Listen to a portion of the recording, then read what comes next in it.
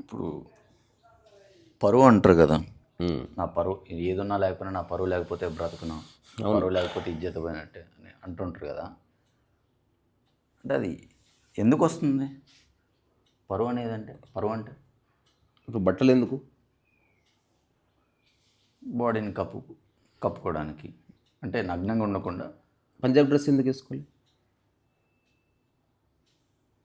అది ఒకవేళ నువ్వు చెప్పింది ఆన్సర్ అయితే, ఓకే, అదే ఆన్సర్ అయితే ఏదైనా కప్పుకోవచ్చు. అవును, కానీ ఏదైనా కప్పుకోవడానికి వీలు లేదు. సో నీ యొక్క పీస్ ఆఫ్ మైండ్ నీ క్లాత్లో కూడా ఇన్వాల్వ్ అయ్యింది, ఇన్బిల్ట్ అయ్యే ఉంది, ఇన్కార్పొరేట్ అయ్యింది, నువ్వు అవునన్నా కాదన్నా. ఇప్పుడు నేను చీర కట్టుకోవచ్చు, కానీ చీర ఎందుకు కట్టుకోవట్లే? నాకు ఇంట్లో బోల్డెన్ చీరలు ఉన్నాయి మా అమ్మవి. అది డిఫైన్ చేశారు, ఇది అమ్మాయిలకి ఇది అబ్బాయిలకి. సో అట్లా సమాజానికి నీకు మధ్యన ఒక ప్రొటెక్టింగ్ షీల్డ్ అది. పరువు ఉన్నా ఏం కాదు, లేకపోయినా ఏం కాదు, బట్టలు ఉన్నా ఏం కాదు, లేకపోయినా ఏం కాదు. కానీ నువ్వు సమాజంలో ఒక వ్యక్తిగా ఉన్నందుకు నువ్వెవరు అని నిర్వచించి దాన్ని నువ్వు సస్టైన్ చేసుకుంటూ ఉండాలి. అట్లా సోకాల్డ్ పరువు అంటే దీనికి మనకి ఇంగ్లీష్లో బోల్డెన్ పదాలు ఉన్నాయి. ఒకటి ఆనర్ అంటారు, ఆనర్, ఓకే, అంటే లేదా సెల్ఫ్ రెస్పెక్ట్, డిగ్నిటీ, ఓకే, ఇట్లాంటివన్నీ రిప్యుటేషన్. నా పరువు పోయే పని చేయను అంటాడు హీరో. సో రిప్యుటేషన్ ఎందుకు నీకు? అంటే ఒక పని చేస్తే పరువు ఎందుకు పోతుంది? అంటే నీ గురించి వేరే వాళ్ళు ఏమనుకుంటున్నారో దానికి విఘాతం కలుగుతుంది అని చెప్తున్నాడు వాడు. విఘాతం కలిగినప్పుడు వాళ్ళు చూసే చూపులు, వాళ్ళు అనే మాటల వల్ల తన డే టు డే లైఫ్కి కొంచెం ప్రాబ్లం అవుతుంది. ఉదాహరణకి నువ్వు తిరుపతిలో ఎవరో షార్ట్ చేశారు లడ్డు గురించి కామెడీగా. ఓకే, వాళ్ళు ఎవరిని మనోభావాలు దెబ్బతినేయాలని తీయకపోయి ఉండొచ్చు. ఇట్లా చేస్తే ఎక్కువ రీచ్ అవుతుందేమో.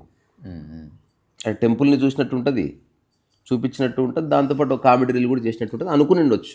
ఓకే, ఎందుకంటే హ్యూమన్ బ్రెయిన్ అన్ని విషయాన్ని సమగ్రంగా అర్థం చేసుకోలేదు. ఒక ఎక్స్టెంట్ వరకు అర్థం చేసుకుని తర్వాత అది ఫెయిల్ అవుతుంది. ఓన్లీ సమగ్ర విచారణ చేసిన తర్వాతనే ఒక అంశం గురించి పూర్తి అవగాహన, విచక్షణ వస్తుంది, వివేకం వస్తుంది. మిగతా వాళ్ళంతా ఇంపల్సివ్ డిసిషన్స్, ఆ తర్వాత సారీలు చెప్పడాలు ఇవన్నీ ఉంటాయి. ఓకే, రమణ మహర్షి లాంటి వాడు అంతా అర్థం చేసుకొని తన పరిధిలో తాను ఉండిపోయి ఇక తన వల్ల వేరే వాళ్ళ యొక్క మానసిక స్థితికి విఘాతము కానీ, వేరే వాళ్ళ వల్ల తన మానసిక స్థితికి విఘాతము కానీ రాకుండా చూసుకుంటాడు. It's a kind of unwritten protocol. Okay, ఇప్పుడు ఆ తిరుపతిలో వీడియో చేసిన వాళ్ళు చేశారు, వైరల్ అయింది. అయిన తర్వాత ఒక్కొక్కరు ఒక్కొక్క విధంగా స్పందించడంతో వాళ్ళు ఉక్కిరిబిక్కిరి అయిపోయారు. ఎందుకు? పని చేయడం వల్ల ప్రాబ్లం వస్తలేదు, ఆ పనిని చూసి ఎవరైనా తనని ఏమైనా అంటే తట్టుకునే శక్తి కూడా మనిషికి లేదు. ఓకే, అందుకని ఏమైనా అంటే రియాక్ట్ అయ్యి బాధపడే ఒక మనస్తత్వం నీకుంటే, నువ్వు నీకంటూ నేను ఇది తింటాను, నేను ఇలా ఉంటాను, నన్ను ఆ మాట అనకూడదు, ఇట్లాంటివన్నీ నువ్వే నిర్వచించు అవగాహనలో. ఓకే, అట్లాగే నేను ఇది ఎవరిని అనను, నేను ఎవరిని బూతులు తిట్టను. ఇప్పుడు ఉదాహరణ, నేను బయట సమాజంలో ఇంట్లో ఎప్పుడన్నా యూట్యూబ్ టాక్లో సరదాగా బాడుకో అంటే అని ఉండొచ్చు, నా నోటితో ఒక్క బూతు కూడా మాట్లాడలే. బయట వ్యక్తులు ఎవరన్నా దాన్ని తప్పుగా తీసుకొని క్లోజ్ ఫ్రెండ్ ఉంటే అది కూడా చాలా దొంగనా కొడుకు అంతవరకు. సో నేను డ్రాప్ చేసిన దాన్ని. ఓకే, ఎందుకు? నేను వేరే వాళ్ళ పరువుకి విఘాతం కలిగించను, తద్వారా ఎవరు నన్ను కూడా ఒక బూత్ అందరని.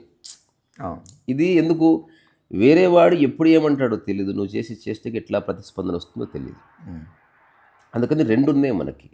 బాహ్యంగా సమాజం మనకిచ్చే పరువు, అట్లాగే నీవు సమాజంలో ఉన్న వ్యక్తులకు ఇచ్చే పరువు, ఎవ్వరూ లేకుండా నీకు నీవు ఇచ్చుకునే పరువు. పరువు అంటే నీ యొక్క సెల్ఫ్ రెస్పెక్ట్ని, డిగ్నిటీని నువ్వు ఎట్లా కాపాడుకుంటున్నావు అని. అంతవరకే. అది అవసరమా అంటే నువ్వు అవునన్నా కాదన్నా కొంతవరకు అవసరం, కానీ దాంట్లో ఇరుక్కోకూడదు. నీవు కాని దాన్ని నువ్వు అవుననుకొని అది వేరే వాళ్ళ నుంచి ఆశించకూడదు. నువ్వెవరో అందులో స్థితమై ఉండు, అది చాలు. అందుకని ఇది వ్యక్తికి మారుతుంది. ఇప్పుడు నాకు చెప్తాను నాకు పరువు ప్రతిష్ట లేదని, దాని అర్థం పరువు ప్రతిష్ట అసలు లేవని కాదు. నేను దానికి విఘాతం కలిగించే పని చేయను. ఇప్పుడు అది ఎందుకు ఉండాలి? చెప్పాను కదా, బట్టల్లాగా. ఎందుకు ఉండాలి అని దానికి లేదు. ఈగో లేదా? అంటే సమాజంలో నీవు అదే వాళ్ళు ఏమనుకుంటున్నారు అని ఇప్పుడు నేను డిస్టర్బ్ అవుతాని ఈగో అది ఉండాలంటున్నారు కదా పరువు అనేది కొంచెం. అది లేదని నువ్వు అనుకుంటే ఒకరోజు చీర కట్టుకున్న ఊర్లో తిరుగు, యూ విల్ సీ. ఇప్పుడు రామకృష్ణ పరమహంస అమ్మాయిలాగా వేషం వేసుకుని 6 నెలలు తిరిగాడు. రమణ మహర్షి చిన్న గోచి పెట్టుకొని ఉన్నాడు. తను అట్లా ఫిక్స్ అయిపోయాడు అంతే. ఇంకా ఎవరేమనుకుంటారన్న ధారణ కానీ అదే ఎవరేమనుకుంటున్నారో వాళ్ళ మొహాలు చూసి వీళ్ళు స్పందించడం కానీ ఏమీ లేదు. They are settled in their own understanding. అట్లాంటిది ఉంటే ఇవి చర్చ అక్కర్లేదు. అట్లా అనుకుంటే మరి ఏదో ఒక కార్నర్లో ఈగో ఉన్నట్టే ఉంటుంది కదా. అలా చూసుకుంటే అదే చెప్తున్నా, నీవు కాని దాన్ని నీకు ఆపాదించుకుంటే అది అహంకారంగా అనిపిస్తుంది. ఏది నీవు అవునో అది ప్రొటెక్ట్ చేసుకో, దానికి విఘాతం కలగకుండా చూసుకో. ఎందుకంటే ఎలాంటి ఎక్స్టర్నల్ ఫోర్స్ నీ వైపు వచ్చినా ఒక ఎక్స్టెంట్ వరకు మనిషి తట్టుకోగలడు. ఉదాహరణకి ఒక వ్యక్తి నీ మీద గొడవకు వస్తే యూ కెన్ మేనేజ్. నువ్వు చేసిన చిన్న పని వల్ల, నువ్వు అన్న చిన్న మాట వల్ల ఒకటేసారి 1,00,000 మంది కోపం వచ్చిందనుకో, నీకు తట్టుకోలేవు. అందుకని నువ్వు ఎవరి పరువుకు విఘాతం కలిగించకు, తద్వారా ఎవరు నీ పరువుకు విఘాతం కలిగించారనేది ఒక unwritten protocol and law. We have to respect it.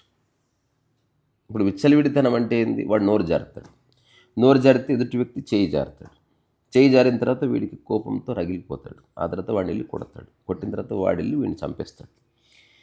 ఇదంతా ఎందుకు వచ్చింది అంటే ఫస్ట్ ఫండమెంటల్స్ని వాళ్ళు అర్థం చేసుకోలేదు.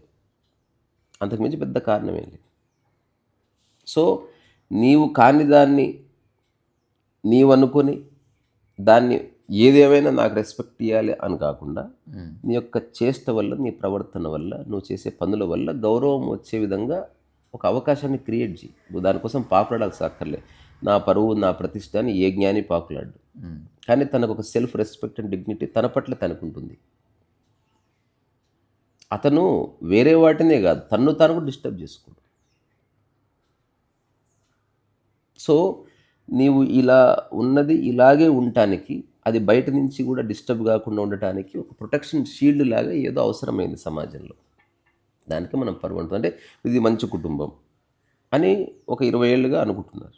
ఇప్పుడు ఆ అమ్మాయి వేరే కులస్తుని ప్రేమించిందనుకో, ఈ మంచి కుటుంబము ఈ పేరెంట్స్ సరిగ్గా పెంచలేదని పేరెంట్స్కి అనిపిస్తుంది అని వాళ్ళు అంటారు పక్క వాళ్ళు. అందుకని పేరెంట్స్కి ఆ అమ్మాయి ప్రేమను అంగీకరించడం లేదు. ఓకే, ఇప్పుడు దే ఆర్ నాట్, తప్పని కాదు, అక్కడ కూడా అదే, అక్కడ తప్పు లేవు, పరువు అనేది కూడా డిస్టర్బెన్సెస్ ఉన్నాయి. ఏదేమైనా అమ్మాయి లేచిపోయి పెళ్లి చేసుకుంటుంది ఎన్నో ఇన్సిడెంట్స్ చూసాం మనం. కానీ దానివల్ల గాయపడతారు. సో నీవు ఏం చేస్తే నువ్వు అనుకున్న అందుకని ఈ సమాజంలో ఉన్నప్పుడు నువ్వు ఎవరన్నా ప్రేమించే ముందు అది ఎవరో తెలిసే ప్రేమించు. ఎందుకంటే దేనికి విఘాతం కలిగించడానికి లేదు. ఉదాహరణకి ఇప్పుడు మీరు అన్నట్టు తెలిసే ప్రేమిస్తే ఒకదాన్ని కండిషన్ పెట్టుకొని ప్రేమించినట్టే అవుతుంది కదా. నేను చెప్పేది యాక్చువల్గా తెలిసి ప్రేమించేది ప్రేమ కాదు. నీకు నీడ్ ఉంది. ఇప్పుడు ఉదాహరణకు తెలిసి వెళ్తావు రెస్టారెంట్కి, నువ్వు అక్కడ ఎందుకు వెళ్తున్నావో తెలుసు, అదే అంటున్నావు. అప్పుడు ప్రేమలో అసలు ఒక వ్యక్తి అంటూ ఏముండడు. అందుకని మనం ఆ పదం తీసేద్దాం. ఓకే, ప్రేమ అనేది లీనియర్ కాదు, అది యూని డైరెక్షన్. అంటే అన్ని దిక్కుల దాని యొక్క ఎక్స్ప్రెషన్ ఉంటుంది. You can love nature and you can love a human, you can love A dog. But నీ నీడ్స్, ఇప్పుడు నాకు తుమ్మ చెట్టు ఉంది, అది నా నీడ్ కాదు, కానీ నేను ప్రకృతిలో భాగంగా దాన్ని ప్రేమిస్తాను, అది వేరు. ప్రేమించడం అంటే నాతో సమానంగా చూసుకోండి. నీడ్ అంటే ఏంటి? నాకు జామ చెట్టు నీడ్ని నా కంపౌండ్లో పెట్టుకుంటున్నా, నీడ్ కానివన్నీ నా కంపౌండ్ బయట పెడుతున్నా. చూడు కదా, ఎవడైనా చేస్తాడు. ఇప్పుడు ఇంట్లో ఎవడైనా తుమ్మ చెట్టు పెంచుకుంటాడా? లేదు.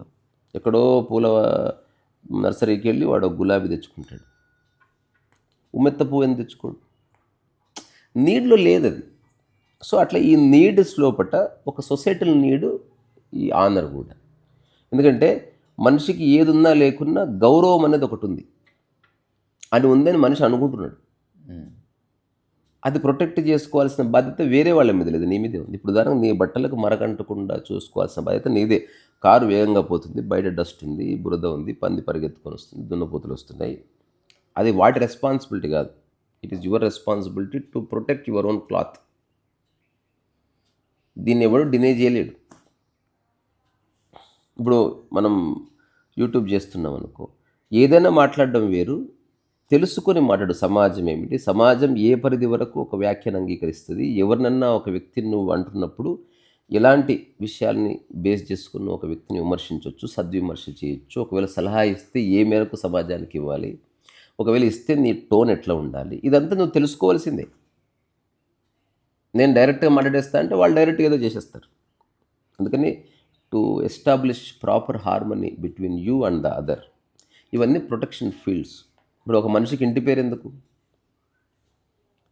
ఉదాహరణకు ఉద్యోగం చేస్తున్నాం, జనరల్ మేనేజర్ అని బయట బోర్డు పెడతారు, ఎందుకు? ఎంప్లాయీ అంటే అయిపోతుంది కదా. బట్ స్టిల్ ర్యాంక్స్ ఇవ్వబడ్డాయి. జనరల్ మేనేజర్ అనే పోస్ట్కి నువ్వు ఒక రెస్పెక్ట్ ఇవ్వాలి. చీఫ్ మినిస్టర్ పేరు రాయారు, చీఫ్ మినిస్టర్ అని ఉంటుంది. చీఫ్ మినిస్టర్ ముఖ్యమంత్రి కార్యాలయము, ముఖ్యమంత్రి కార్యాలయం అని బోర్డు చూసినావు. ఇప్పుడు ముఖ్యమంత్రి పేరు ఎప్పుడన్నా చూసావా? అప్పుడు అందులో అంటే ఇప్పుడు జాబ్లో మీరు అన్నట్టు పర్పస్కి ర్యాంకులు ఉంటే ఒకడు ఎక్కువ చదువుకున్నాడు, తక్కువ చదువుకున్నాడు, వాడి స్థాయిని బట్టి వాళ్ళు ఇచ్చారనుకుంది. అట్లనే ఎవరి పరువు వాళ్ళకు ఉంది. దట్స్ వై నీవు ఉన్న అవగాహన బట్టి you define what you are. అందులో ఒదిగిపో, దాంతో ఫైట్ చేయి, నిర్వచించు నువ్వెవరో. ఫేక్ అక్కర్లే. ఇప్పుడు ఇక్కడ నా ఇంటి బయట ముఖ్యమంత్రి కార్యాలయం అని రాయకూడదు. ఇదేంది అహంకారపు చేష్ట అవుతుంది. అది నా ఇంటి బయట ఆర్టిస్ట్ అని రాసుకోవచ్చు, బికాజ్ నేను అది అయ్యున్నాను కాబట్టి అట్లా రాశాను. అట్లా నీవెవరో నువ్వు నిర్వచించవలసిన అవసరం ఉంది సమాజంలో. సమాజం దేశిస్తే there is no respect or dignity, but you protect yourself. అది నేచర్ నుంచి కానీ ఎదురుగా దున్నపోతే వచ్చిందా, యూ ప్రొటెక్ట్ యువర్ సెల్ఫ్. ఇప్పుడు ఈ ప్రొటెక్షన్లో నువ్వు శరీరానికి ఏం చేస్తున్నావో నీ మైండ్ని ప్రొటెక్ట్ చేసుకోవడానికి ఈ సమాజంలో కొన్ని అవసరమైనవి. అవి అన్ని సమాజాల్లోనూ ఉంటాయి. ఇప్పుడు అంతెందుకు, మనకి ఆనర్ కిల్లింగ్ అని ఒక ఫ్రేజ్ ఉంటుంది ఎక్కువ మనకి పాకిస్తాన్లో అక్కడిక్కడ.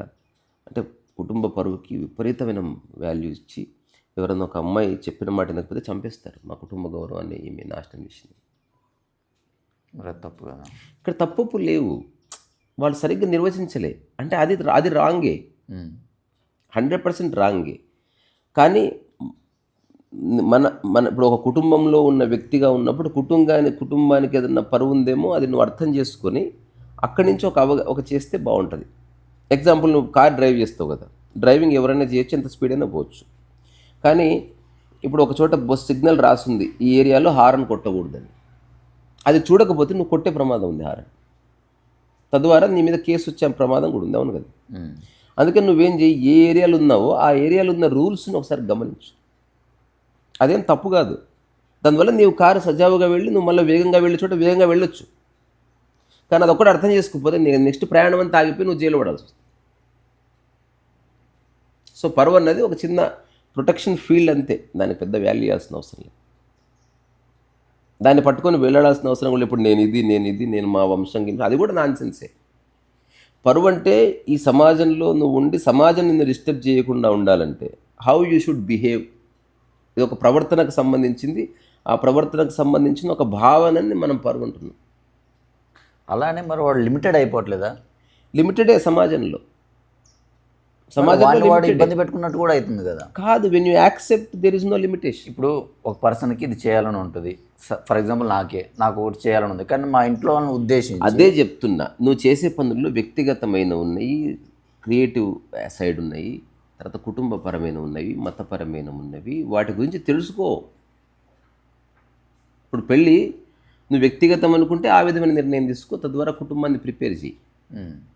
కుటుంబపరమైన దానికి let them take decision, you follow that food step. సమాజంలోకి వచ్చినాం అనుకో, భార్యాభర్తలు రోడ్డు మీద పోతున్నప్పుడు ఇలా ఉండాలి, అలా ఉండు. నా భార్య కాబట్టి నేను భుజం మీద ఎక్కించుకొని పోతా, లేకపోతే తిప్పి నేను పాట పాడతా అంటే ఒప్పుకోరు. ఇక్కడ విషయం, నీవు వేరే వాళ్ళ పరువుని తెలుసో తెలియకు హర్ట్ చేస్తూ ఉంటావు. సంయమనానికి సంబంధించింది ఇది, అంతకుమించి దీనికి పెద్ద వాల్యూ ఏమీ లేదు.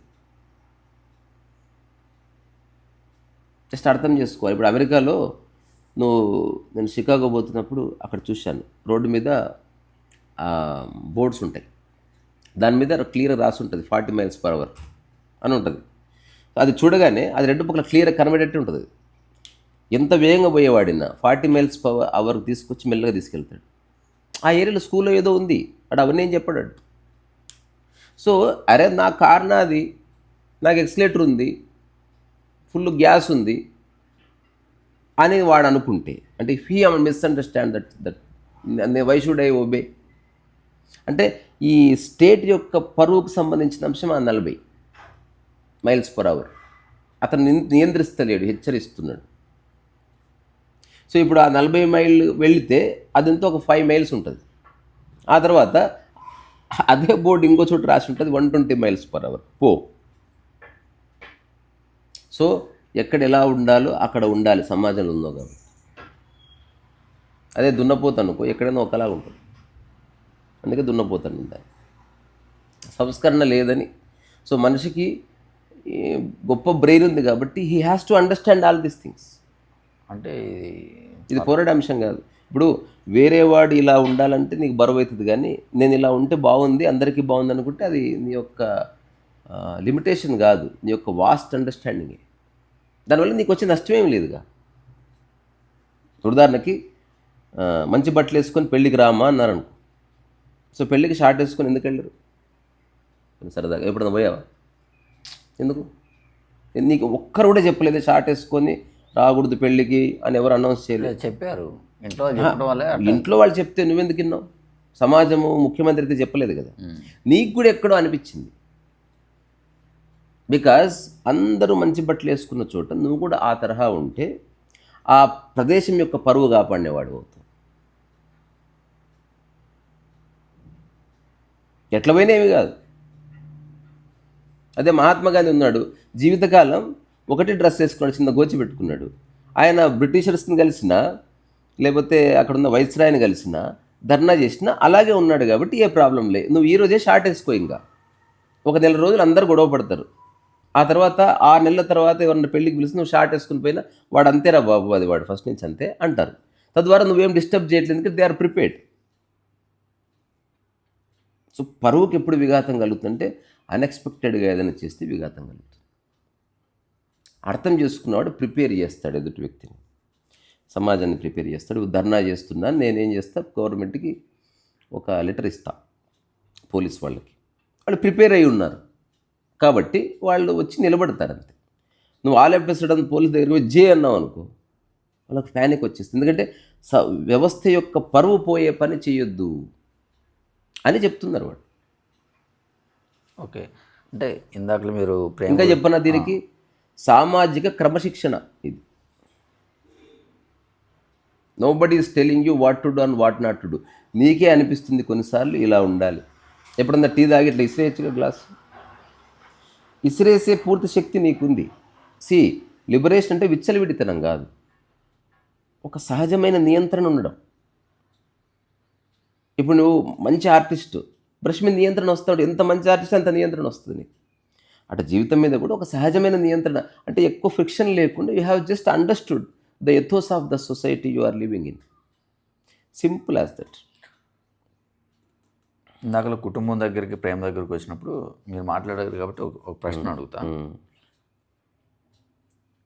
మీరు ఇప్పుడు వదిన చేసుకున్నారు, చేసుకోకముందు మీరు వాళ్ళ పేరెంట్స్ దగ్గరికి వెళ్ళి నేను చేసుకుందాం అనుకుంటున్నా అని చెప్పినప్పుడు మీరు ఆ పేరెంట్స్ తక్కువ ఎక్కువ చూసి వాట్ ఎవర్ ఎలా చూసుండేవాళ్ళు, ఎలా అయినా ప్రాబబిలిటీ ఉంది. ఒక సెకండ్, ఎలా అయినా చూసి మా పరువు పోయే పని ఇది మేము చెయ్యం అని అంటే మీరు చేసుకోకుండా ఉండే ఆలోచిస్తుంటే పోరాడేవాడిని కాదు, ఎడ్యుకేట్ చేసేవాడిని. ఇప్పుడు మనిషివి నువ్వైతే ఎడ్యుకేట్ చేయి, పశువు అయితే పోరాడు. Okay, explain, take little time. ప్రస్తుతం వాళ్ళకి అట్లా అనిపించింది, గో అండ్ స్పీక్. చాలా సినిమాలు చూస్తారు కదా, ఒక్కసారి పోతే తరిమేస్తారు, 10వ సారి అంతే గౌరవంగా పోతే పిల్లవాడు మంచాడే అనుకుంటారు. ఆ తర్వాత నువ్వు చెప్పే విషయం ఎదుటి వ్యక్తి వినడానికి కావలసిన క్షేత్రాన్ని సృష్టించే బాధ్యత కూడా నీదే అంట. నేను ఇప్పుడు నువ్వు అనగానే నువ్వు ఇరిటేట్ ఎందుకు అవుతావు? నేనైతే అవను, ఇరిటేట్ లేదు. నువ్వు అన్నారు సరే, ఎస్ అనిపించాలంటే ఏం చేయాలి అది చెప్దాం. ఇప్పుడు మతం మారి పెళ్లి చేసుకుంటున్నారు కదా, అవును, అంతే తృప్తి కోసం. ఇప్పుడు నాకు ఇది ఇప్పుడు నాకు ఇది కావాలబ్బా అంటే చేయమండి అట్లా ఏం చేస్తే అయితే జర చెప్పరాదా అని అడుగుతున్నాం కదా. అవును. అదే అడుగు. అంటే ఇప్పుడు మేము ఏం చేస్తే మీరు పెళ్ళికి ఒప్పుకుంటారు అంటే నీ కులం తక్కువ, అదైతే మార్చలేను. ఉమ్. సో ఎంత చేసినా వాళ్ళు వితండవాదం చేస్తున్నారు అనుకో, అప్పుడు you can take a stand. అప్పుడు ఎవరి రైట్ నీకు ఉంటుంది. ఎందుకంటే నేను ఇలా చెప్పాను, అలా చెప్పాను, డాక్యుమెంటేషన్ ఉంది, పెద్దోళ్ళతో మాట్లాడిచ్చాను, కానీ వాళ్ళు ఎక్కడో ఫిక్స్ అయ్యారు. అందుకని ఇక నేను వాళ్ళకి ఈ విషయంలో వాళ్ళని నేను ఎంటర్టైన్ చేస్తలేను.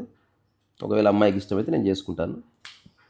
దీనివల్ల మా ఇద్దరి కుటుంబాల మధ్యన సంబంధం దిగిపోయినా దానికి గ్రౌండ్ వాళ్ళే ప్రిపేర్ చేశారు. నాకు అటువంటి ఎప్పుడైనా వాళ్ళు ఓకే అంటే నాకు ఓకే అని చెప్పి నువ్వు ఏం చేస్తావు చెయ్యి. ఏం చేసినా నువ్వు పీస్ఫుల్గా చేయొచ్చు. ఇది కూడా పరువును కాపాడే ప్రక్రియని. వద్దన్నారు కదా అని ఎగిరి గంతులు వేసినావు అనుకో, ఇంకాస్త విఘాతం కలిగిస్తున్నావు. ఉదాహరణకి స్లిప్ అయ్యి కింద పడి బండి సొట్టబోయింది, నీ అమ్మ సొట్టబోయిందని తన్ని ఇంకో సొట్టబడ్డాడు. అట్లొద్దు. గుర్తించు వాట్ ఈజ్ హ్యాపీనింగ్. సో ఇప్పుడు ఎన్లైటెన్ మ్యాన్కి పరువు ఉంటుందా అంటే అతనికి నిజమైన పరువు ఉంటుంది. ఎందుకంటే అతను సమాజం యొక్క ఎథోస్ని అర్థం చేసుకున్నాడు. అతని పరువు ఎలా ఉంటుంది? సమాజాన్ని అర్థం చేసుకున్నాడు. అతను సమాజంలో వ్యక్తి ఎంత కాదన్నా, అందుకని he never disturb the society. అతను మేలుకొల్పే పనిలో ఉన్నాడు. ఏది అవసరమో అది చేస్తాడు. తనకి పర్సనల్ డిగ్ని. ఇప్పుడు నీ బట్టల గురించే తనకుండే పరువు అన్నారు కదా, నీ బట్టల గురించి నీకున్న అవగాహన నీ మనసుకి ఏవేవి నీకు ఇబ్బంది కలిగిస్తున్నాయో వాటికి దూరంగా ఉండు. దేనివల్ల నీకు సైకలాజికల్ ఒక ట్రోమాస్ క్రియేట్ అయితే అవన్నీ తెలుసుకొని అవన్నీ జీవితకాలానికి స్వస్తి చెప్పేశాడు అంతే. ఇంకా అహం లేదు. అంటే నేనంటే ఇది అని తను ఎప్పుడు రుజువు చేసుకునే ప్రయత్నం చేయడు. తనలా ఉంటాడు. ఎదుటి వ్యక్తి రెస్పెక్ట్ ఇచ్చినా ఓకే, రెస్పెక్ట్ ఇవ్వకపోయినా ఓకే, కానీ తాను ప్రతి ఒక్కరికి తనతో సమానంగా రెస్పెక్ట్ ఇస్తాడు. సమాజంలో రెసిప్రికేషన్ ఉంటుంది. నువ్వు నాకు మంచి మాట్లాడితే నేను మంచిగా మాట్లాడతా. జ్ఞాని నువ్వు ఎలాగైనా మాట్లాడు, నేను ఎదుటితో మంచిగానే మాట్లాడతా. బికాజ్ నా స్వభావం ఇది. దానివల్ల అతను అందరినీ గెలుచుకుంటాడు. అరే నేను చాలా బూతులు మాట్లాడినా బట్ ఆయన రెస్పెక్ట్ ఇచ్చాడు, ఒక 3-4 నిమిషాల తర్వాత నాకే నచ్చలే అన్న వాళ్ళని నేను నా లైఫ్లో చూసిన. నువ్వు సంయమనంలో ఉండు. చెప్పినా కదా, ఒక సహజమైన క్రమశిక్షణ కలిగి ఉండు సమాజంలో. నువ్వు రోడ్డు మీద నడుస్తున్నావు, ఇటుపోకు అటుపోకు, మధ్యలో 1000 కిలోమీటర్లు పో. ఇటు పోయి ఒకటి గుద్దుకుంటే ప్రయాణం ఆగిపోతుంది. ఇటు పోతూ ఒకటి ఒక మాట అంటే నీ ప్రయాణం కొనసాగించాలా. Understand this. చాలామంది ఏం చేస్తారు, ఒక గ్లాసులో వేసిన రాయిలాగా అక్కడక్కడ కొట్టుకొస్తా ఉంటారు ఈ చిన్న విషయం తెలియక. ఇప్పుడు ఒకని సార్ అంటే వచ్చి నష్టమైంది నీకు అను. నేను ఇంకా చెప్పన్నా, కలిసిన ప్రతి ఒక్కరికి నమస్కారం పెట్టు. కలిసిన ప్రతి ఒక్కరికి రెస్పెక్ట్. అందులో ఏ తప్పు లేదు కదా. దీంట్లో ఏ లిమిటేషన్ ఉంది? నష్టం కూడా లేదు. రెండోది, వాడు నీకు రెస్పెక్ట్ ఇవ్వలే, నీ అవగాహన ఉంది కాబట్టి నాకు ఒక రెస్పెక్ట్ ఇవ్వకపోయినా నా గౌరవం నాకుంది అన్నది జ్ఞాని లక్షణం. నువ్వు రెస్పెక్ట్ ఇస్తే నేను రెస్పెక్ట్ ఇస్తా అన్నది ఒక మనిషి లక్షణం.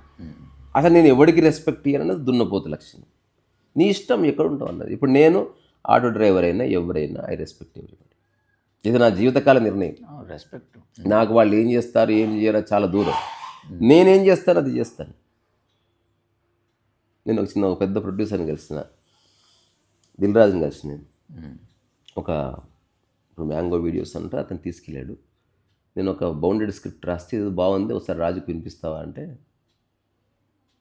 ఆయన ఏదో బిజీగా ఉంటే, లేదబ్బా ఊరికే కలువు నీకు కూడా సంతోషం కలుగుతుంది. ఇప్పుడు అందరిలాంటి రైటర్ కాదు అతను రాశాడు, కానీ అతను సినిమా చేయకపోతే చచ్చిపోతా అట్లాంటి వ్యక్తి కాదు. He likes writing. అంటే ఆడి కార్లు తీసుకెళ్ళాడు, గుర్తుంది నాకు. తీసుకెళ్ళిన తర్వాత 5-10 నిమిషాలు అనుకున్న మీటింగ్ 2 గంటలు అయింది. నేను వెళ్తూ ఒకసారి కార్ ఆపండి, ఒక చిన్న క్యాన్వాస్ తీసుకొని ఇప్పటిలాగే ఒక చిన్న పెన్. సో ఇట్లా దాని మీద రాసింది ఏమిటి, ఇప్పుడు దిల్ రాజు గారికి ఇది గుర్తుండే అవకాశం ఉంటుంది. ఎందుకంటే ఏదో నిమిషం హాయిహాలో కాదు, we had a good meeting. నా స్క్రిప్ట్ కూడా అతనికి ఇచ్చాను. అదేందో స్క్రీన్ ప్లే అంతా ఉంటుంది. సో దాంట్లో ఏం రాశానంటే, అనుకోకుండా ఈరోజు ఇతన్ని కలిస్తే ఆయన నా స్క్రిప్ట్ చూసి అది మీరు చూస్తే బాగుంటుందని చెప్పారు, అందుకని మీరు కూడా ఒప్పుకున్నందుకు బయలుదేరాను. ఈ బయలుదేరుతుండగా ఇది రాయాలనిపించి రాస్తున్నాను అని రాశాను. దాని మీద వచ్చిన బొమ్మేసి. సో నేను అతనికి గిఫ్ట్గా ఇచ్చాను. గిఫ్ట్గా ఇస్తూ నేను చెప్పిన మాట ఏంటంటే, ఆయన మర్చిపోయి ఉండొచ్చు మాటలు. ఆయన ప్రతిరోజు సెలబ్రిటీస్ని గొప్ప గొప్ప వాళ్ళని కలిసేవాడు, కామన్ మ్యాన్ని మర్చిపోయే అవకాశం ఉంది. బట్ నేనేం చేశాను మాత్రమే చెప్తున్నా. సో ఇప్పుడు మీరు నాకు సినిమా ఇస్తారా ఇయ్యారా చాలా దూరం, ఎందుకంటే మీ పరిమితులు మీకుంటాయి. మీది ఒక సంస్థ, ఎవరితో చేస్తే సంస్థ పేరు పడిపోదు. ఇప్పుడు ఎందుకు పెద్ద సంస్థ చిన్న దర్శకుడితో చేయదంటే సంస్థ పరువు పడిపోతుంది. రిప్యుటేషన్ అనేది చాలా ఇంపార్టెంట్. ఒక ఈవెంట్కి పిలిస్తే సెలబ్రిటీ ఎందుకు పిలుస్తున్నారు? రిప్యుటేషన్ కోసమే. You have to create the reputation, you have to maintain the reputation, you have to sustain the reputation. ఇవన్నీ ఇంపార్టెంట్. ఇప్పుడు మీ ఇంట్లో మ్యారేజ్ అయితే మేము అందరం వచ్చాం, మంచిగా చూసుకున్నాం, అదే పరువు అంటే. చూసుకోవాలని నీకు ఎవరు చెప్తున్నారు అంటే, చూసుకోకపోతే నీ రెప్యుటేషన్ దెబ్బతింటుంది. అరే పెళ్ళికి పోతే టైసన్ ఎట్లా చేశాడు, అసలు వాడు చూసుకోలేదు అంటారేమో అని నీ యొక్క ఒక లోపల ఒక ప్రబోధం వినిపిస్తుంది నీకు. రెండోది, అది మూఢంగానే ఉండొచ్చు, చేతనత్వంలో జరిగి ఉండొచ్చు. అంటే అందరు చేస్తున్నారు కాబట్టి రెస్పెక్ట్ ఇచ్చేవాడు ఒకడు, నిజంగా రెస్పెక్ట్ ఇవ్వాలని కూడా ఉంది కదా ఒకటి.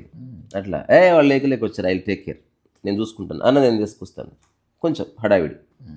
దీనివల్ల ఏం జరుగుతుంది? నేను బయలుదేరే ముందు ఎంత పీస్ఫుల్గా ఉన్నాను, ఇంటికి అంతే పీస్ఫుల్గా వస్తాను. చూడు, నువ్వు నా పీస్ని ప్రొటెక్ట్ చేయడానికి కదా తాపత్రయపడుతున్నావు. అప్పుడు అలాంటప్పుడు మీ పీస్ వేరే వాళ్ళ చేతిలో పెట్టినట్టు కదా మీరు. కాదు, నేను అడగట్లేదు భయ్, మీరు అడగట్లేదు.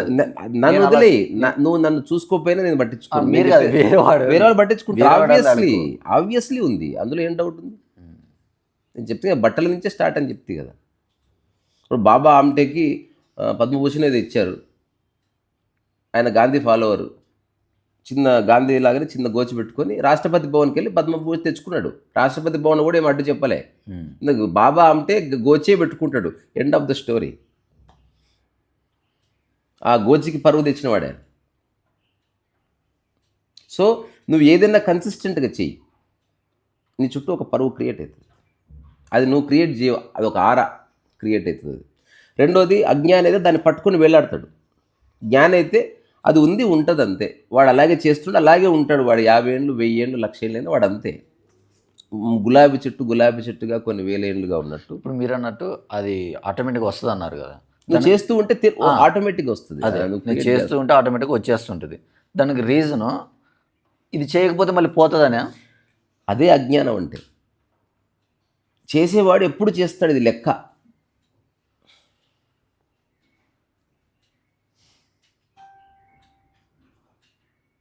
మధ్యలో ఆపాడంటే అసలు వాడిని కానే కాదు అది.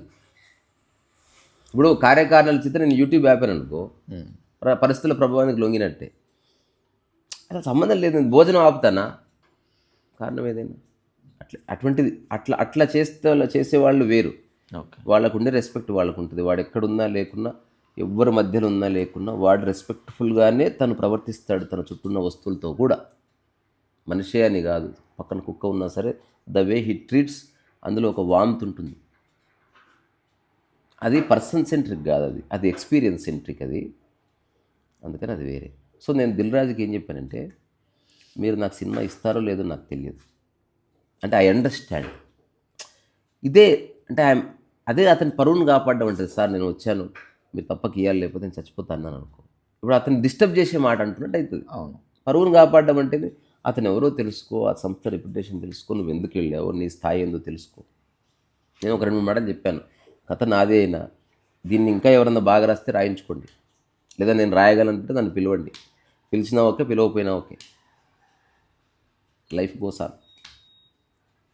సినిమా అనే జీవితం నేను అనుకోవట్లేదు. చెప్పిన నేను, నా జీవితం చాలా విశాల దృక్పథం కలిగింది, అందులో సినిమా కూడా ఉందేమో. అందుకని మీరు నాకు సినిమా ఇచ్చినా ఇవ్వకపోయినా నాకు సాధ్యమైంది నేను మీకు ఇస్తున్నాను, పెయింటింగ్ ఇచ్చాను, స్కెచ్.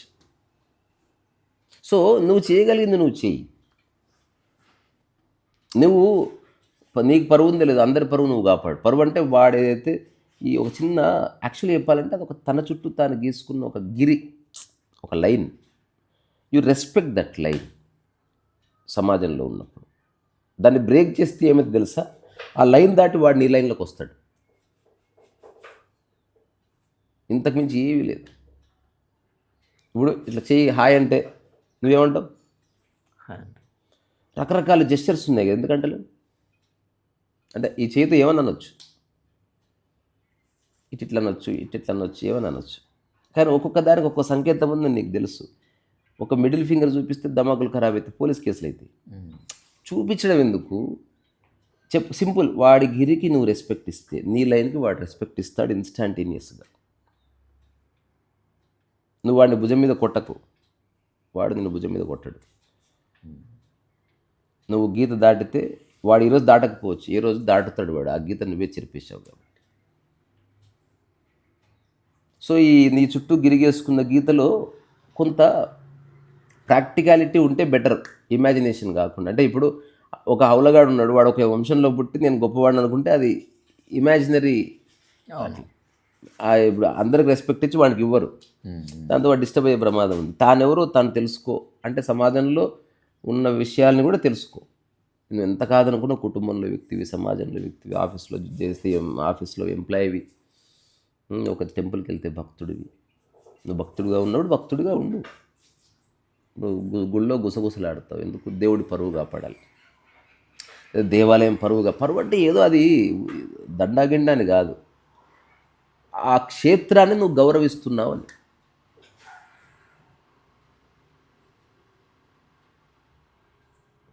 ఖచ్చితంగా చేయవలసింది అంటే ఇది వేరే వాళ్ళు చెప్పడం కాదు, గుర్తించు హౌ ఇంపార్టెంట్ దట్ ఈస్. అది ఒక్కటి చేసేస్తే, అంటే చిన్న ప్రోటోకాల్ పూర్తి చేసినావు అనుకో. ఇందుకు చిన్న విషయం చెప్పనా? ఇప్పుడు రైలు ఎక్కాలనుకో, ఏం చేయాలి?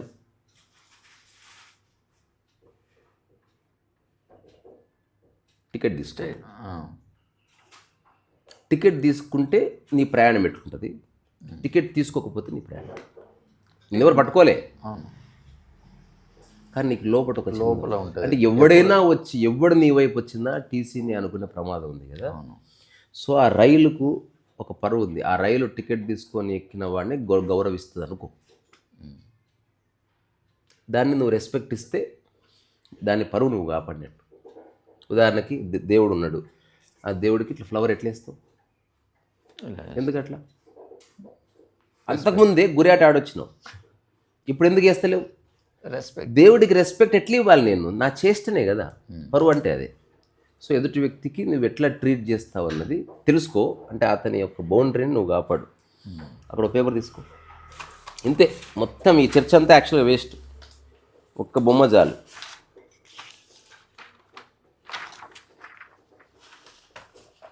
ఒక్క బొమ్మ కంక్లూడ్స్ ఎవ్రీథింగ్.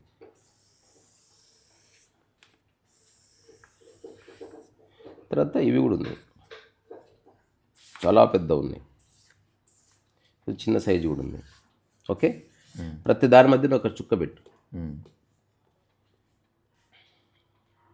సో ఇక్కడ నువ్వు ఉన్నావు, ఇక్కడ ఇంకొక వ్యక్తి ఉన్నాడు. ఇప్పుడు ఇతను అన్నిటిని చూస్తున్నాడు, ఇతను అన్నిటిని చూస్తున్నాడు. సమాజంలో యాక్చువల్గా ఎలా ఉంటుందంటే, మామూలు పర్సన్ అయితే ఇది ఇతను ముఖ్యమంత్రి, చీఫ్ మినిస్టర్, ఎక్కువ రెస్పెక్ట్ ఇస్తాడు. ఇతను ఎమ్మెల్యే, కొంచెం తక్కువ రెస్పెక్ట్ ఇస్తాడు. ఇతను ఎంప్లాయ్, ఇతను పక్కింటి వాడు, ఇతను ఎవడో రోడ్డు పక్కన బెగ్గరు. సో అతను తన పరువు నిర్వచించుకొని అక్కడి నుంచి ఈ వ్యక్తిని బట్టి పరువు ఇస్తాడు, రెస్పెక్ట్ ఇస్తాడు. ఇది జనరల్ నార్మ్. నేనేమంటా, ఇఫ్ ఇట్ ఈస్ స్పిరిచువల్, నీ సర్కిల్ నువ్వు గీసుకో. ఇక అందరినీ ఒకవేళ నువ్వు అత్యున్నతంగా ఎట్లయితే గౌరవిస్తావో, ఆల్మోస్ట్ అందరినీ అట్లా గౌరవించు. అంటే ఒక వ్యక్తికి అందరి పట్ల ప్రేమ ఉండాలంటారు కదా. ఇది ప్రేమకు సంబంధించిన విషయం. ఆ ప్రేమే రెస్పెక్టే కదా. రెండు ఒకటి. నువ్వు ఎప్పుడైతే ఈక్వల్గా ఉంటుందో అది లవ్ అవుతుంది. ఏ ఫ్లక్చువేట్ అయితే మైండ్ అది ఆబ్వియస్లీ. అందుకని అట్లా కాకుండా నువ్వు ఇప్పుడు అందరూ చేసి తప్పేంది, వీడు వెళ్ళి ఈ గీతని దాటి లోపలికి వెళ్తాడు, అప్పుడే సెక్యూరిటీ వచ్చి ఆ గీత దాటి బయటకు దోషేస్తాను నేను.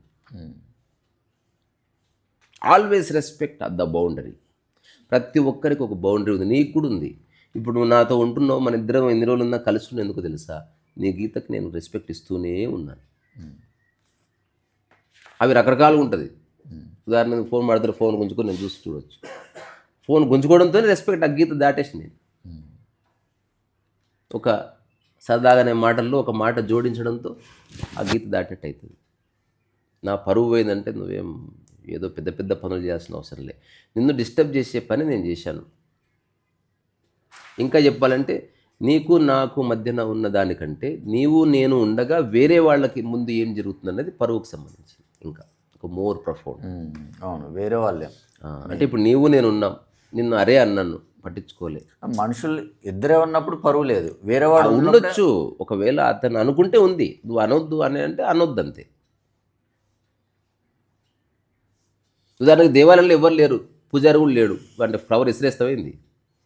అలా నేను చెప్పేది ఉండేది ఎప్పుడు ఉంది, కానీ ఎప్పుడు సీరియస్ అవుతుందంటే వేరే వాళ్ళ ముందు అన్నప్పుడు అప్పుడు అది వాళ్ళకి ఇన్సల్టింగ్. ఎందుకంటే వాళ్ళ దృష్టిలో నీ పరువు తీసేశాడు, అందరి ముందు నా పరువు తీసేశాడు. లేదా నువ్వు ఒక్కడ ఉన్నప్పుడు కూడా నా పరువు పోయే మాట అన్నాడబ్బా, నాకు నచ్చలేదు అది. సో అందరూ లేరనుకో, that falls under category of self respect and dignity. వేరే వాళ్ళు రాగానే పరువు కిందికి వస్తుంది. సో నీకు నీవు ఇచ్చిన సెల్ఫ్ రెస్పెక్ట్ని ఒక వ్యక్తి బ్రేక్ చేశాడు, అది బామ్మర్ది చూశాడు. బామ్మర్ది ముందు నా పరువు పోయింది. ఇప్పుడు బామ్మర్ది లేడు, నా రెస్పెక్ట్కి భంగం కలిగించే మాట అన్నాడు. ఉదాహరణకి ఎవరైనా కనిపిస్తే ఎరా వాడుకోవన్నాం అనుకో, ఒంటరిగా ఉన్న డిస్టర్బ్ అయ్యే అవకాశం ఉంది. కానీ అప్పుడు ఒక్కడే ఉన్నాడు కాబట్టి ఇంకోసారి అంటే బాగుండు ప్లీజ్.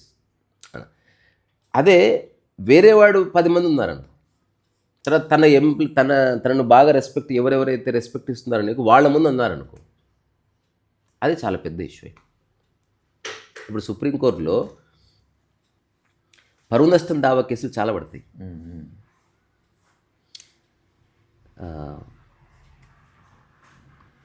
తీర్పులు కూడా చాలా విచిత్రంగా ఉంటాయి. ఇప్పుడు ఎవరైతే పరువు నష్టం దావా వేశాడో అతను కోటీశ్వరుడు, డబ్బు వాళ్ళంత ఉంది, నా పరువు పోయింది, నా పరువుకి 50,000 కోట్లు ఇవ్వాలి అతను అని కేసు వేస్తారు. నిజం. అంటే నా పరువు అంత ఇంత కాదు భయ్. ఇప్పుడు ఒక ఆపోజిట్ పర్సన్ ఒక కోటీశ్వరుడే, కానీ 50,000 కోట్లు ఇవ్వలేడు కదా. అందుకని మరి జడ్జి అంటాడు 50,000 కోట్లు ఇస్తావా లేకపోతే సారీ చెప్తావా అంటే 50,000 కోట్లు ఇవ్వలేను, ఐఎమ్ సారీ సార్, ఇంకోసారి అట్లా నన్ను అయిపోయింది. అందరి చేత సారీ చెప్పించుకున్నా, మళ్ళీ పరువు రిటైన్ అయిందిరా. ఇంకొక సందర్భం ఉంటుంది, నా పరువు 50,000 కోట్ల రూపాయలు, నాకు రూపాయి అందరి ముందు ఇవ్వాలి, 1 రూపీనే. ఇది సుప్రీంకోర్టులో కేసెస్,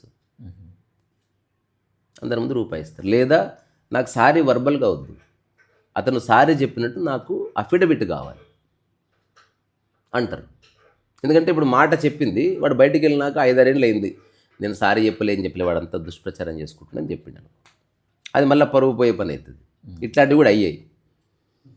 అందుకని ఏం చేస్తారు, సుప్రీంకోర్టులో అఫిడవిట్ ఇస్తారు. So and so date I have abused him and that is wrong doing on my part.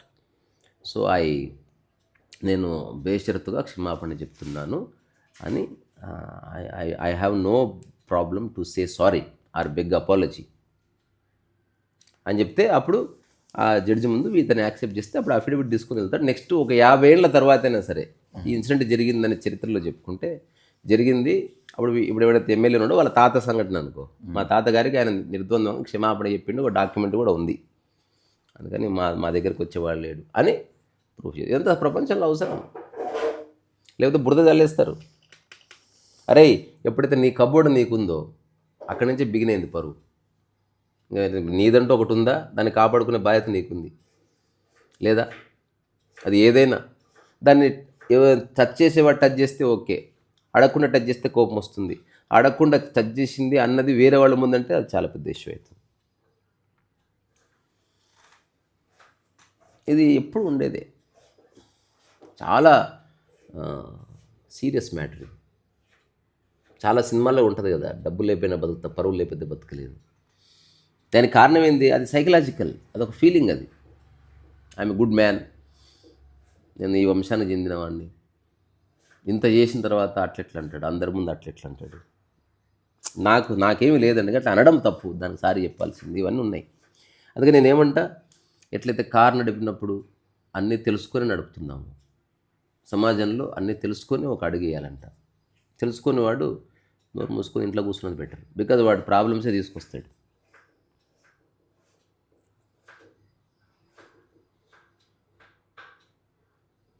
పరువు ఉందా అంటే ఉంది, మనిషి సృష్టి, ప్రకృతిలో పొటెన్షియల్స్ ఉన్నాయి, పరువులు లేవు.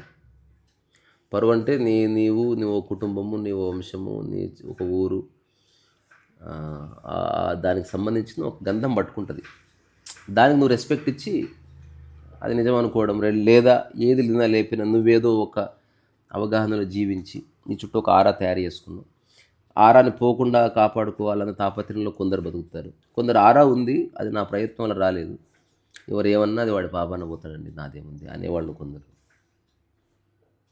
అట్లా. సో వ్యక్తి అట్లా. ఇప్పుడు నేను వ్యక్తిగతంగా పాటించేదైతే, నేను ఎవరిని డిస్టర్బ్ చేసే పని చేయను. ఇది ఐ టుక్ దిస్ డిసిషన్. కొంచెం అటు ఇటు అయినా ఐ మెయింటైన్ బ్యాలెన్స్. దీనివల్ల నా ప్రశాంతత పోదు. ఇప్పుడు నేను ఏరా దుర్మారుడా అని అంటే నువ్వు దుర్తుడా అంటాడు వాడు, అంతవరకు ఓకే. నేను యూ స్టూపిడ్ అంటే వాడు యూస్ కౌంటర్లు అంటాడు. ఏ మాటకి నా దమాక్ ఖరాబ్ అయితే తెలియదు. సరే ఇప్పుడు నాకు ఏ మాటకైనా దమాక్ ఖరాబ్ కాదనుకో, అయినా సరే నేను అనడానికి లేదు. Because I don't have any reason to disturb somebody else కదా. నీకు సొల్యూషన్ కావాలి అట్లా. ఇప్పుడు మన రోడ్డు మీద ఇట్లా వెహికల్స్ పోతూ ఉంటాయి కదా. ఇప్పుడు ఈ వెహికల్స్ అందరూ వెళ్తున్నారు ఇక్కడి నుంచి, పుప్పలగూడ నుంచి మన మెహదీపట్నం. ఒక 1000 వెహికల్స్ పోతున్నాయి. ఈ 1000 వెహికల్స్ ఇక్కడ బయలుదేరి నుంచి పుప్పాలగూడ పోయే వరకు ఒకదానికి ఒక టచ్ కావద్దు, అవునా? అట్లనే ఈ 1000 వెహికల్స్ తీసి మనుషుల్ని పెట్టు.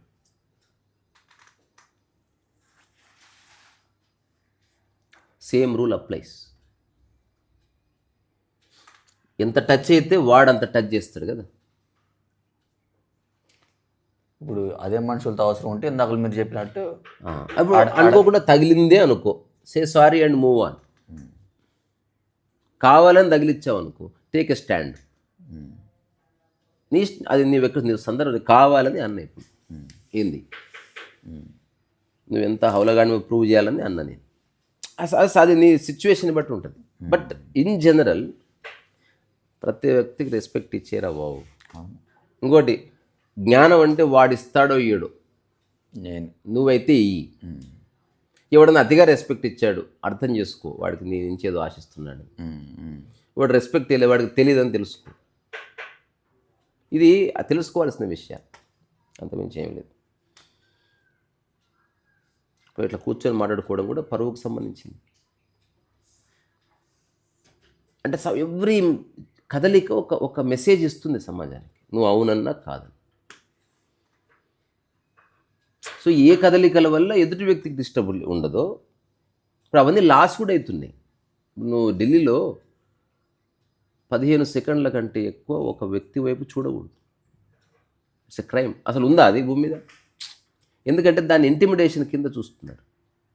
ఉదాహరణకి ఎవరన్నా ఒక అమ్మాయి ఉంది, ఇట్లా చూసావు, ఎంబడే నువ్వు పని చేసుకుని నువ్వు వెళ్ళింది రోడ్డు మీదకి ఆఫీస్కి వెళ్ళడానికి అమ్మాయిలను చూడడానికి కాదు, అమ్మాయిలను చూడొద్దని కాదు. ఎక్కడ చూడొచ్చో అక్కడ చూసుకో, ఇక్కడ చూడొద్దు. ఉదాహరణకి మన సినిమా థియేటర్లో నో స్మోకింగ్ జోన్ ఉంటుంది. దాని అర్థమైంది, ఆ ఏరియాలో తాగొద్దనే. తాగుతా అంటే నువ్వు నెక్స్ట్ సినిమా చూడలేవు. ఇంకా నువ్వు నెక్స్ట్ సినిమా చూడాలంటే అప్పుడు తాగకు. ఇంకా ఇందులో పెద్ద ఇప్పుడు ఇదేంది, ఈ లిమిటేషన్ ఏమీ కాదు. You have understood rather than you are limiting yourself. దరిద్రం సినిమా పోతే పోనీ, నాకు అదే ఇంపార్టెంట్ అనుకుంటే వాడు చెప్పులు వేసుకొని అట్లా బయటికి వెళ్ళి ఓ మూల చూసుకొని ఒక 5 నిమిషాలు వాడు కావాల్సింది చూసుకొని మళ్ళీ వచ్చి సినిమా కంటిన్యూ చేస్తాడు. మన సినిమా థియేటర్ రెస్పెక్ట్ ఇవ్వాలి కదా, అట్లా బయటికి వెళ్ళి వచ్చి అంటారు కదా. అరే మనిషి పరువు కాదురా, మనం బాత్రూంలో ఉన్న కమ్మోడు పరువు కూడా కాపాడతాం. ఫ్లష్ చేసి వేసి వేసి వేసి దాని మీద పోసిన తర్వాత మళ్ళీ వాటర్ పోయాలి కదా. ఇది ఎవడు చెప్పడు. కానీ ప్రతి దానికి ఒక రెస్పెక్ట్ ఉంది. అది గుర్తిస్తున్నావా లేదా? రెస్పెక్ట్ పోతున్నా, బయటికి వెళ్తున్నా. ఉడిపి పరువు కాపాడడానికి పోతున్నా. అంటే ఇందాక మీరు అన్నట్టు ఇద్దరి దగ్గర ఉన్నప్పుడు రెస్పెక్ట్ కిందకు వస్తుంది, వేరే వాడు వచ్చినప్పుడే పరువు వస్తుంది. అవును, అయినా సరే నేను ఎట్లా తీసుకుంటానో నా చేతులు ఉంది. ఈ పరువు వల్ల వాడికి ఇబ్బంది అవుతున్నా కూడా వాడు దాని మీదే ఉంటే వాడు అది అవసరం అంటే నేను అక్కడ లేదు. నిన్న కూడా షాప్ ఓపెన్ చేయట్లేదు. దానికి ఒక చిన్న సూత్రం చెప్పన్నా, ఎవడైతే ఫస్ట్ డే ఎక్కువ చేస్తాడో టేస్ట్కి ఇష్టం వాడు త్వరగా మూసేస్తాడు. ఎవడైతే 1000వ రోజు ఎట్లా చేస్తాడో అది ఇప్పుడు చేసిన అనుకో అది ఉంటుంది ఇంకా కిచ్ కిచ్ కిచ్ కిచ్ కిచ్ ఇట్లా అనేటోడే వాడు షాప్ అయిపోయింది 1000 ఏళ్ళు. ఫస్ట్ రోజు ఇట్లా రండి సార్, నమస్తే రండి సార్ ఇదంతా చేస్తే వాడు 6వ రోజుకి ఇంక అమ్మ అలసట అవుతుంది వాడికి. తెలుసు నాకు ఆల్రెడీ. ప్రతి దానికి ఒక రెస్పెక్ట్ ఉంది. దాని అర్థం దండలేశమని కాదు, ఆ బౌండరీని టచ్ చేయొద్దు, దట్స్ ఆల్.